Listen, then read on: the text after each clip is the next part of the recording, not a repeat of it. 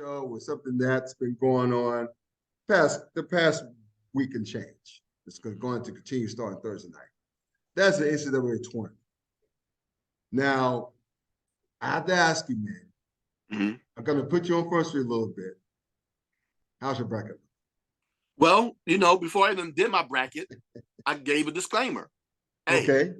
If it wasn't MEAC, SWAC, to a certain degree, because I'll be honest, had I been a lot more in-depth in the SWAC, I would have stuck to my Texas Southern pick back in early February about them winning the conference tournament.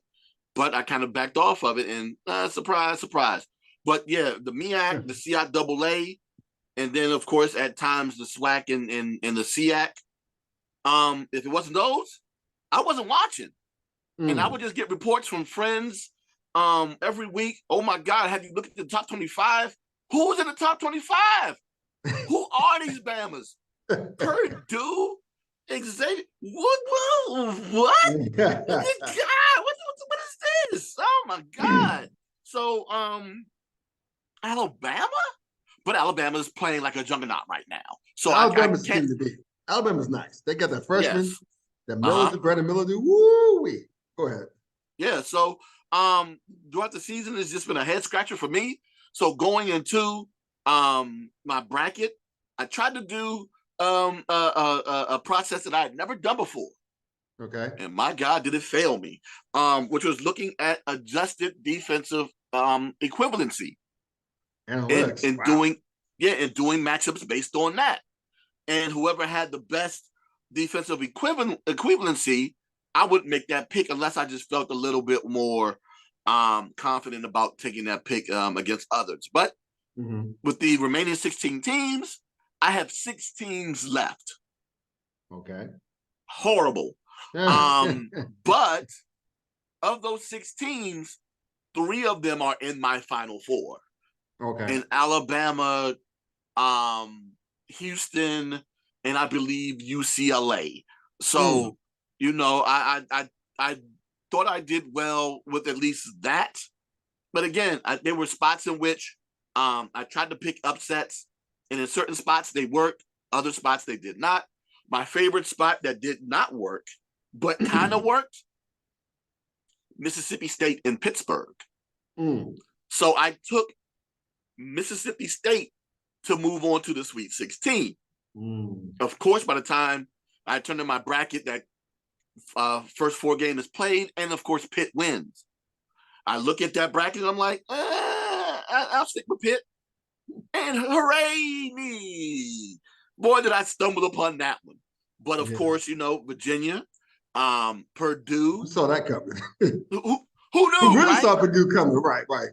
Who knew? But yeah. You would think that in the past, the past 3 tournaments, Purdue has lost to a 13, a 16, and I believe either a 14 or a 15. They don't do well in the tournament. Yeah. No matter how big those cornbread boys are, and they're not. West Lafayette, they still don't do well in the tournament. Let me just tell you something, man. My bracket is the tale of 2 halves. All right, I'm gonna start with my left side, my right side of the bracket, and work my way to the left. Okay. Now, if you look at my Midwest region, starting the upper right hand,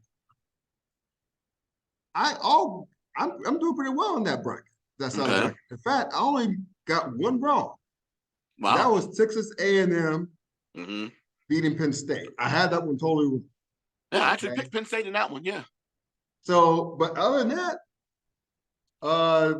Houston, Miami, Xavier, whoever the 2 seed is, I had all those right. Well, Texas, I had those right. And if you go down to the West, beneath the Midwest region, you go down to the West bracket beneath it. I have half of the Sweet 16. Okay. I have Gonzaga and UCLA. I got that matchup correct. And I still, in both regions, I still have my Final Four representatives. And Houston in the Midwest, and I have Gonzaga in the West. Mm-hmm. I'm going with the Mr. Mustache himself, Timmy. Now, let's go over to the left side of my bracket. Yeah, that's where it gets interesting. Let's If you want start. to call it interesting. Oh, you're gonna laugh your ass off at this. In the South, in the upper left-hand corner, all my teams are done except for one. Wow. Alabama. Alabama is the only team that's not only available, but it's that's my final four pick. So technically I have those three teams alive. I have that team alive, but man, that bracket outside of Alabama, woo child. I did not, no one had Princeton beating Arizona the way they. No one also had Princeton. I'll get to them in a minute. I don't know. Shout out to Sweet Lou of Sleazy Sports. He actually picked Princeton to beat Arizona. Good. Wow, that's just something. He knows something that we don't know. But yeah, all that I'll get all that crazy stuff in the South. Like, well, also, yeah, Virginia losing to Furman.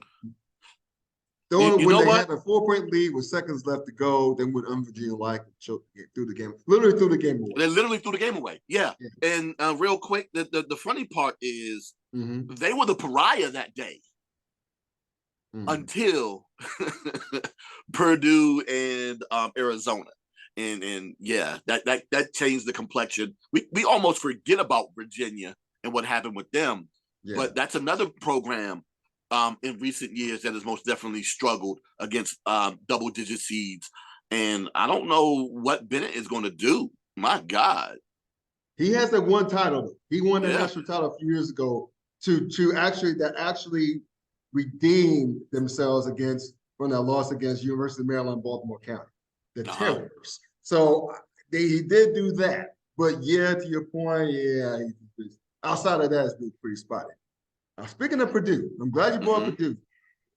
Let's go down to the Eastern region. Whew.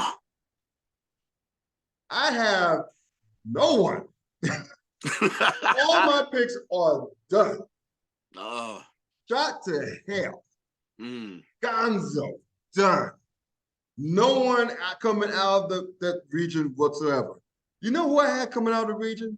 You're gonna laugh your heart about this. I had Marquette. No, I'm not. Marquette, for some reason, would parlay that Big East tournament title and cruise the way to the Final Four. I did not like Purdue from the jump, so I didn't drink that Kool-Aid. But I actually had Purdue losing the Sweet 16 to Duke, if you could believe that. But man, the way Michigan State dominated them, I slept on Coach Izzo, and I know better than sleep on Coach Tom Izzo. I know better than that. I'm a big fan of his. He comes up big in the tournament. He overachieves the tournament. I should have known, bro. Two things, right? Izzo as a 6 seed or worse, and then if you're a conspiracy theorist in terms of 7 seed, he comes in as a 7 seed this year. And then if you're a conspiracy theorist that believes that the script to the tournament has already been written, you want to go ahead and add a feel-good story to that? The shooting on campus that happened just a few months earlier. That's right. Had I remembered that, I would be like, "Oh, the script writers, let's go!" and took that. But I completely forgot about that tragedy. I don't want to say that in a way that people think that I am belittling the incident that happened in Michigan. But it most definitely feels like a feel-good story with that team moving on to the Sweet 16. Well, yeah, so basically, so like you, I have 3 of my Final Four picks left. That's the good news. Bad news is I don't have much room for error because, again, Alabama is the only pick I have left that I got right in the they're the South region. Yeah, in the South region.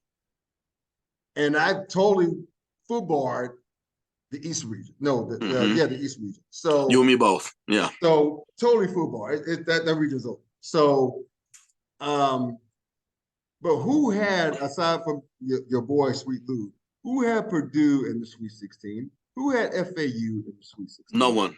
No one. No one. I don't even think Lou had Crazy. Purdue, not Purdue, but Princeton in the Sweet 16. But he most definitely had them as a first round upset, if my memory serves me correctly. Okay.